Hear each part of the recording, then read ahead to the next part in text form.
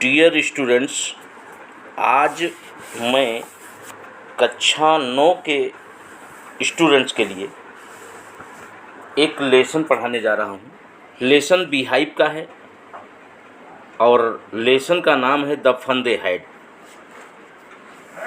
इसका सारांश मैं पहले वीडियो में बता चुका हूँ और अब मैं लेसन पढ़ा रहा हूँ, तो सभी बच्चे अपनी अपनी किताब में देखें और मैं पढ़ करके उसका अर्थ बताने जा रहा हूँ। पहले हिंदी मतलब इंग्लिश में पढ़ूँगा और इंग्लिश के बाद हिंदी। मातृभाषा, अपनी मातृभाषा में जब चीज़ समझ में आती है तो बहुत कुछ अच्छा होता है। हम बहुत अच्छे तरीके से समझ लेते हैं तो क्वेश्चन आंसर भी हमारे बहुत अच्छे तरीके से हो जाते हैं। क्वेश्चन आंसर भी हो जाते हैं और अगर मल्टीपल चॉइस वाली बात आती है तो वो भी बहुत बढ़िया निकल जाता है, वो पोर्शन भी बढ़िया हो जाता है। तो ध्यान दीजिएगा, लिखा है मार्जी even wrote about it that night in her diary. तो मार्जी ने इसे भी लिखा उस रात अपनी डायरी में। ऑन द पेज हेडेड 17 में 2157।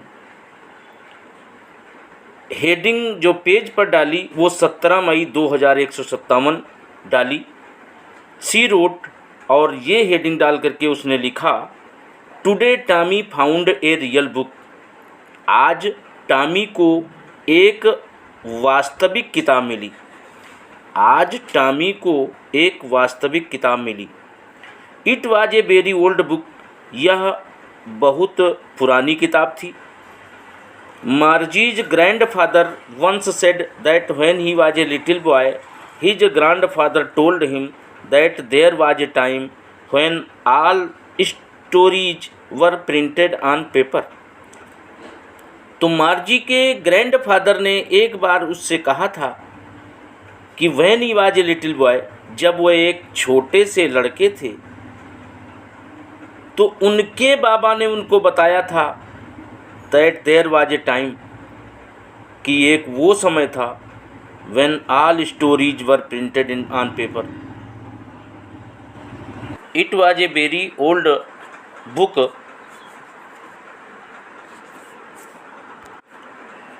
मार्जी के ग्रैंडफादर ने एक बार उससे कहा था कि जब वो एक छोटे से लड़के थे तो उनके बाबा जी ने उनको बताया था कि एक वो समय था जब सारी कहानियाँ कागज़ के ऊपर प्रिंट हुआ करती थीं या कागज़ के ऊपर लिखी हुआ करती थीं। दे टर्न द पेजेज, उन लोगों ने पेज को टर्न किया। विच वर येलो एंड क्रिंकली, उन लोगों ने पेजेज को टर्न किया। कौन से पेजेज? किताब के पेजेज, वही किताब जो उनको मिली थी।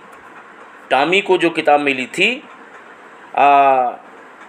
और मार्जी के पास वो लेकर के आया था टॉमी वो किताब। तो दे टर्न द पेजेज, उन्होंने पेजेज को टर्न किया, पेजेज मोड़े जो कि पीले थे और तुड़े मुड़े थे। And it was awfully funny to read words that stood still instead of moving the way they were supposed to on a screen, you know. तो which were yellow and crinkly and it was awfully funny, और बड़ी मजाकिया बात तो ये थी to read words, शब्दों को पढ़ना, दैट stood still, जो कि बिल्कुल स्थिर थे, instead of moving the way they were suppose to, बजाय इसके कि वह मूव कर रहे हों, वह चल रहे हों, जैसा कि माना जाता है ऑन ए स्क्रीन पर। जैसा आप जानते हैं, जैसा कि आप जानते हैं कि एक स्क्रीन के ऊपर जो शब्द होते हैं वो चलते रहते हैं, उस प्रकार से उस किताब में शब्द नहीं चलते थे, वो स्थिर शब्द थे। तो सबसे awfully फनी चीज़ ये थी किताब के बारे में। And then when they turned back to the page before, और फिर क्या हुआ जब उन लोगों ने पेज को फिर से टर्न किया, फिर से मोड़ा, तो it had the same words on it, तो इस पेज पर उसी प्रकार के शब्द थे that it had when they read it the first time, जब उन्होंने पहली बार इस पेज पर पढ़ा था तो भी उसी प्रकार के शब्द थे, और जब उन्होंने पेज पलट करके पढ़ा तो भी वही शब्द उनको दिखाई पड़े। तो इसका मतलब ये है कि किताब में जो शब्द लिखे हुए थे वो चलते फिरते नज़र नहीं आ रहे थे, बल्कि वह शब्द स्थिर थे। गी said Tommy what A best. अब यहाँ पर गी शब्द आ गया है, गी इंटरजेक्शन है। गी का मतलब होता है अरे। सेड टॉमी, टॉमी ने कहा अरे। व्हाट ए बेस्ट, कितनी बेकार की बात है। When you are through with the book, you just throw it away, तो जब आपका काम निकल जाता है, when you are through with the book, जब आप किताब को पढ़ लेते हैं, you just throw it away, तो आप इसे फेंक देते हैं। I guess, मैं अनुमान लगाता हूँ।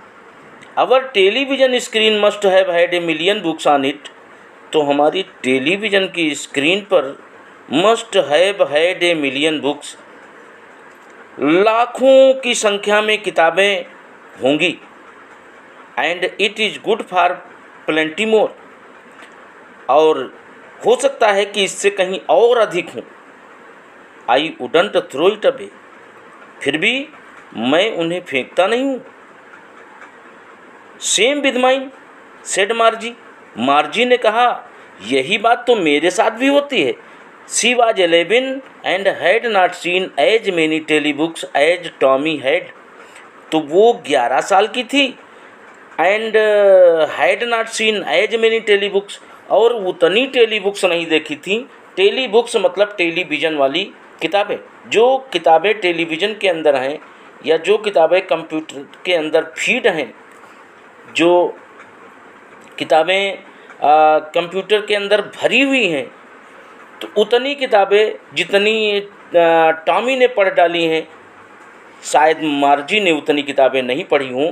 इसीलिए लिखा है she was 11 and had not seen as many telebooks as Tommy had, तो वो 11 साल की थी और उसने उतनी टेलीबुक्स नहीं पढ़ी थी या उतनी टेलीबुक्स नहीं देखी थी जितना कि टॉमी पढ़ चुका था या टॉमी देख चुका था।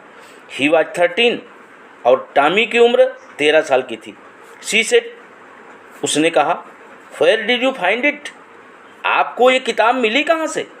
इट मीन्स इट इंडिकेशन है किताब के लिए।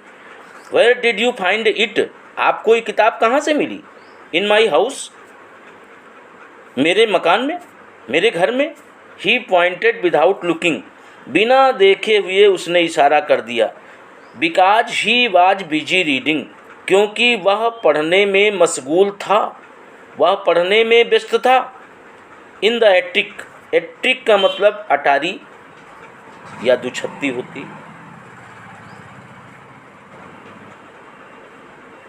इन द एट्रिक, एट्रिक का मतलब दुछत्ती या अटारी। व्हाट इज इट अबाउट, ये किसके बारे में है। स्कूल, स्कूल के बारे में है। तो कहने का मतलब है कि उसने कहा कि आपको ये किताब कहाँ से मिली। मेरे मकान में मिली।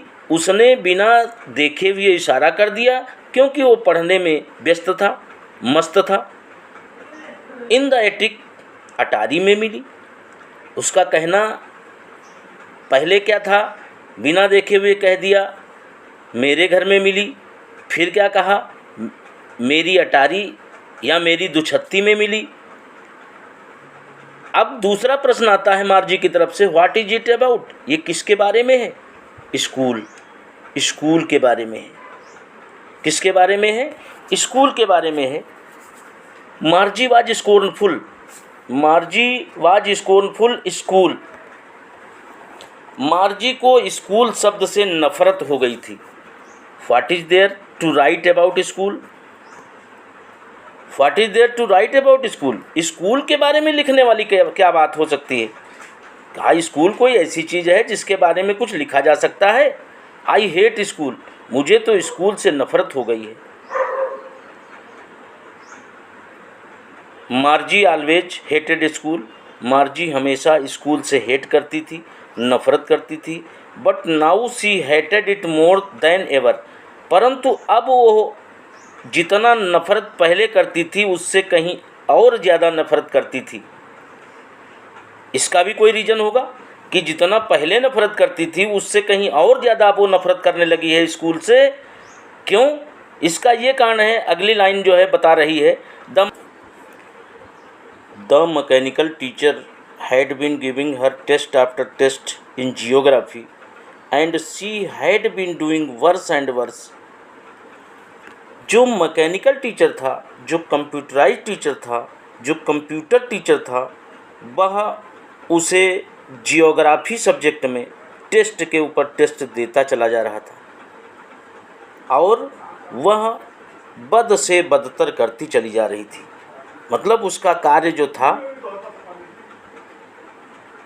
उसका कार्य और खराब होता जा रहा था।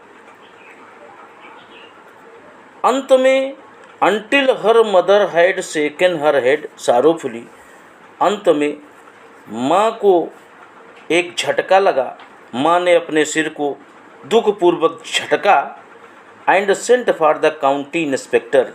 और जो क्षेत्रीय इंस्पेक्टर था, क्षेत्रीय निरीक्षक था या जिला निरीक्षक था या जो कंप्यूटर को बनाने वाला था, जो मैकेनिक था, उसे बुला भेजा ताकि वो ये देख सके कि इसमें गड़बड़ कुछ हो रही है, कंप्यूटर में कुछ गड़बड़ हो रही है। और वो क्या गड़बड़ हो रही है? क्योंकि मार्जी कुछ बढ़िया काम नहीं कर पा रही थी।